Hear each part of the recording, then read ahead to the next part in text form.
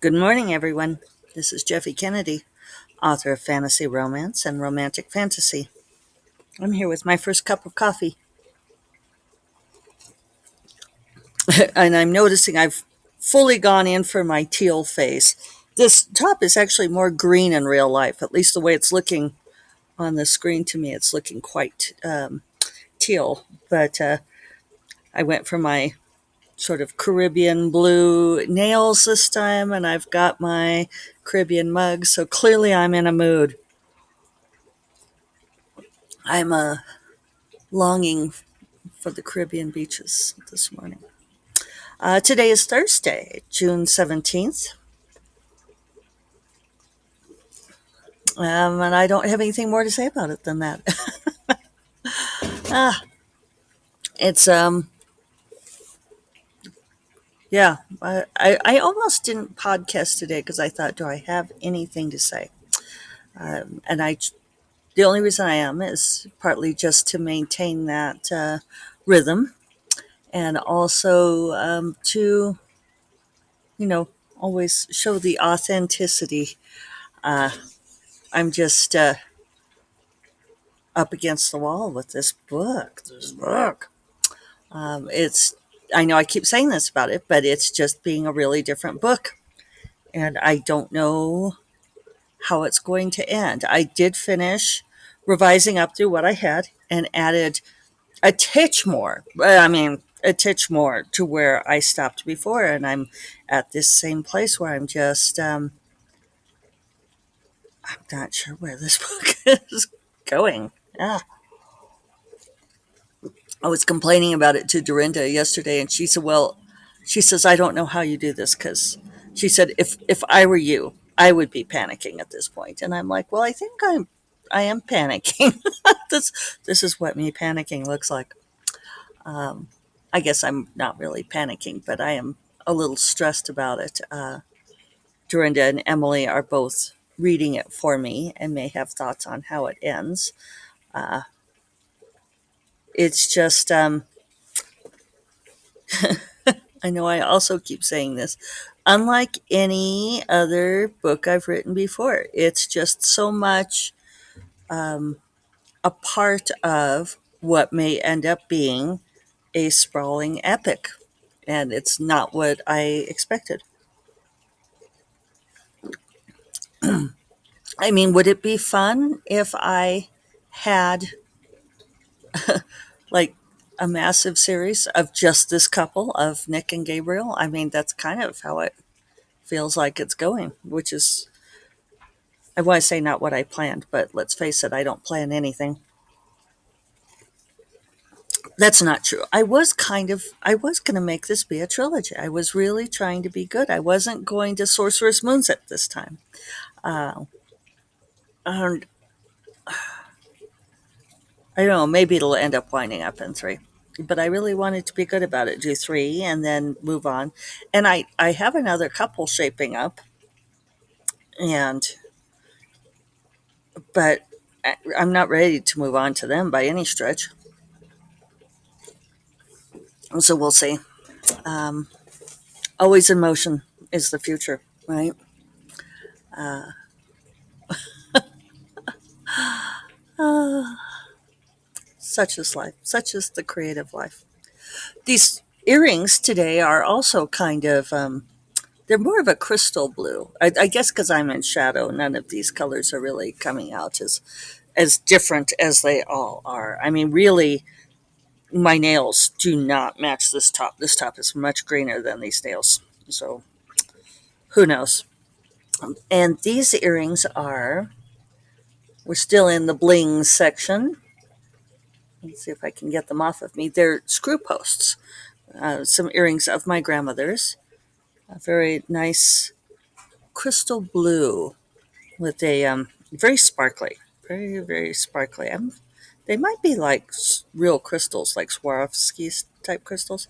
So there's a post, and then dangling from the post is sort of like an inverted flower shape with a central square stone, and then two pointed ovals, ovoids, with another with a circular stone between them.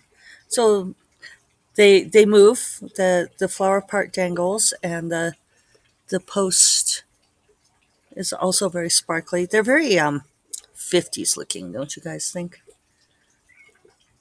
I have a friend who can almost always identify era of jewelry, and she's it's kind of fun to hand her stuff and have her identify it. She used to have a vintage and consignment store, and she got really good at that.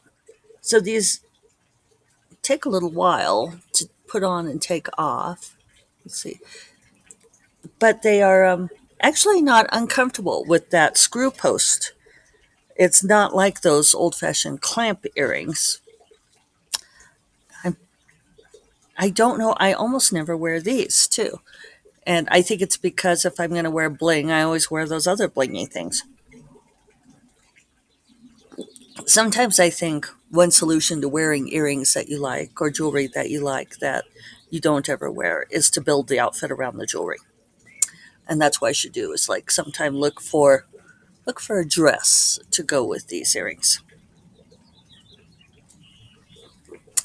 So, yeah, I'm in a funny place right now because I do have things I need to take care of, businessy things. But like yesterday, we're also doing board transition for Cephala, and that's taking up some time. We have the transition meeting this afternoon. We ended up moving stuff around yesterday because we had a couple of fires to put out, and we I started thinking about the fires. Um, yeah, board transition. Oh, we were going to have the business meeting on Saturday. And so I had noticed before when we said it that it was on Juneteenth, and nobody else said anything. I guess I should have said something at that point. But anyway, I didn't because I thought, oh, well, does it really matter? And then I pointed out that the business meeting is on Juneteenth. And I was like, it's not really great for us to have the business meeting on Juneteenth. We should observe that. And so we moved it. And so now my Saturday is considerably more open. And but yesterday I finished that revision, and I put in my 3 hours of time, and it's tempting to go into major crunch time to finish this book, but I'm wary of cratering myself before before I finish it. It already feels like a bit of a push to get there. So yesterday afternoon, once I was done with the CEFWA meetings and stuff, I thought, okay, what can I do with myself? Because I just didn't feel like working on anything. I was mentally tired. And so we ended up going for a walk. David needed to do a couple of errands, so we walked around to the local shops, and that was nice. That was good decompress time. Talked to Grace on the phone last night because she wanted to tell me a funny thing. You know, traditional publishing is strange and getting stranger lately post pandemic. Um, and I'm trying to decide how I can phrase this. Like this conversation that we were having, they were basically telling her that they were considering, oh, I don't think I can talk about this. I don't think I can talk about this. Let me try to figure out how I can back out.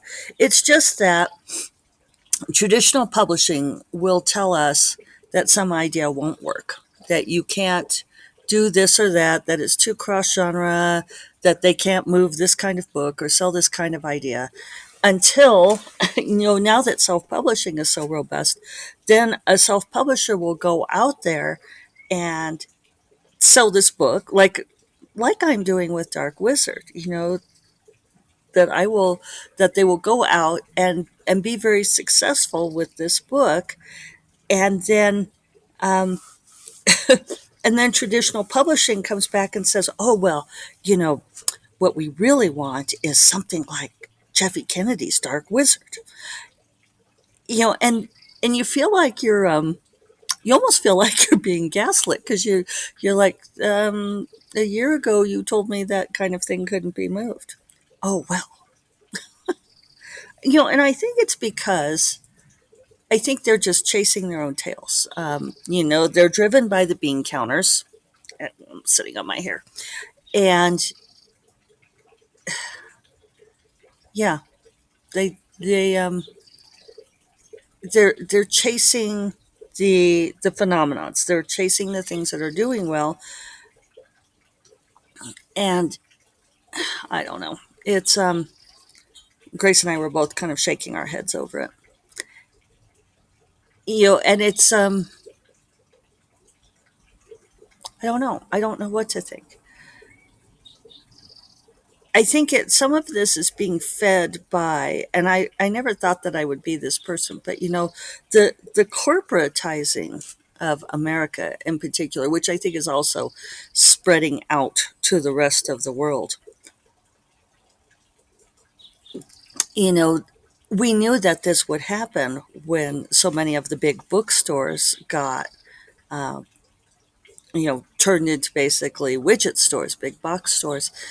So they keep telling us things like, well, at the big box stores, we can only sell um, sweet contemporary and Amish romance, and or cowboys.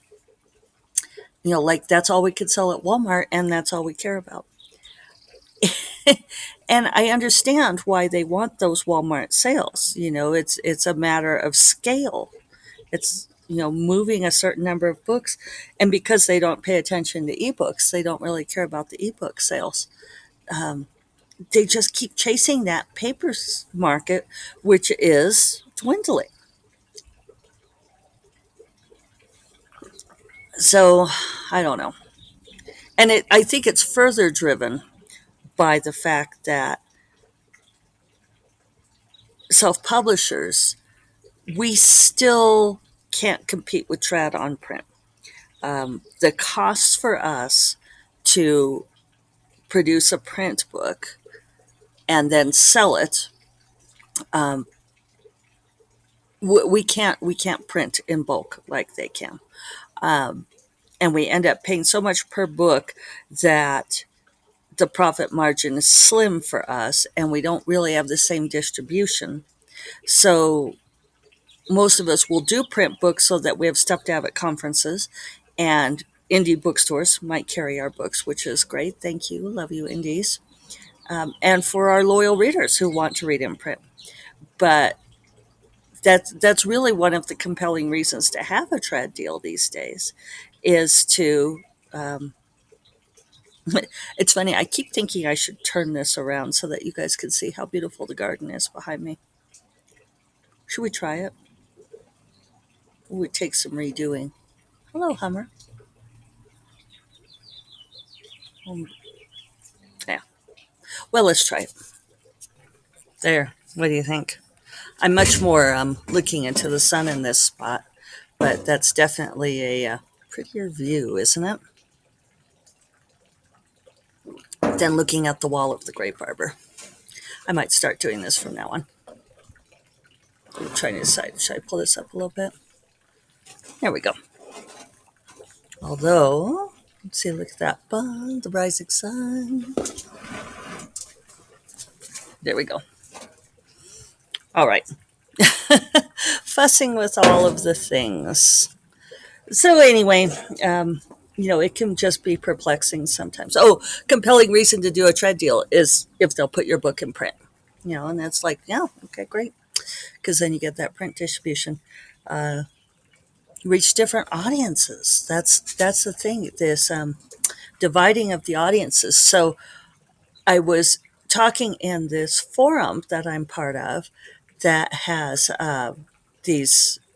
It's mostly self-publishing authors. That's not true. A lot of the most active voices are these newbie self-publishing authors. And I was talking about Dark Wizard doing well with that featured deal. And one of the gals said, so I was giving the, I was just sort of sharing my experience and everything. And this one gal says, well, she said, the real question is, how did you get blurbs from these big names like Grace Draven. Did your agent or your publisher get those for you? Which I thought was funny. And I, of course, immediately had to message Grace and sent her that note. I was like, I don't know. How did I get the fabulous Grace Draven to give me a blurb? And I was open. I said, to be fair, Grace is my bestie, and she beta read it for me. And she does whatever I tell her to. Although she's the one who called me a muggle bitch on Facebook. So, let's be clear on who tells who to do what. But I thought not only was I really amused by that, but the other part was, the top quote is from Dorinda Jones, right? And so this gal went past Dorinda Jones, and then I think I have like three, or maybe four. One's just like your Amazon reader to prove Tohi's having what's going on, has opinions about the Amazon reader. And I think I put on Dana Martin's quote. And Dana is well, she's pretty much self-publisher now, but Dorinda's is the top quote. And I thought it was really interesting that this gal went past Dorinda and picked out Grace as the big name. And I pointed that out to Grace, and Grace was like, I don't feel like a big name. Now I'm going to sneeze. Thank you. Gracious. And I said, well, you are. You obviously are. But particularly within certain circles. And that's the part that's endlessly fascinating to me. And I don't know if it is to you guys. I know I bring it up a lot.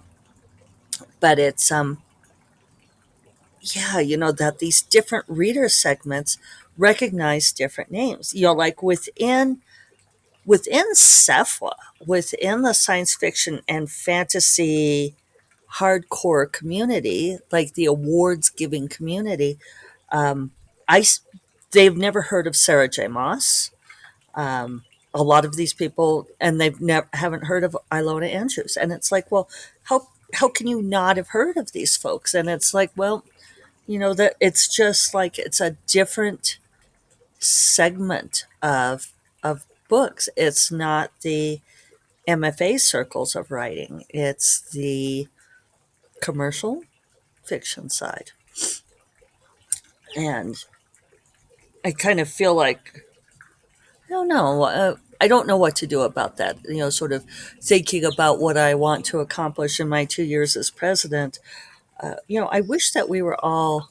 I wish we were all more one community. That there wasn't, and I don't think there's anything creating the division. I just think it's being driven by certain energies, and maybe getting some of those folks involved.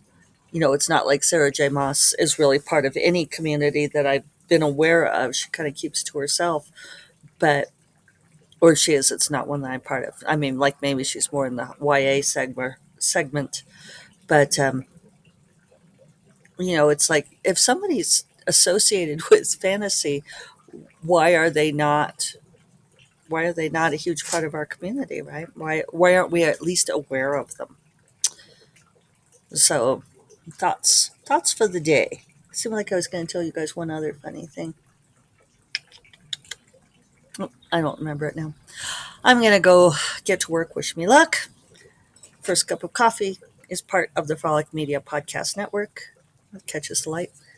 You'll find more podcasts you love at frolic.media/podcasts. And I will talk to you all tomorrow. Take care. Bye-bye.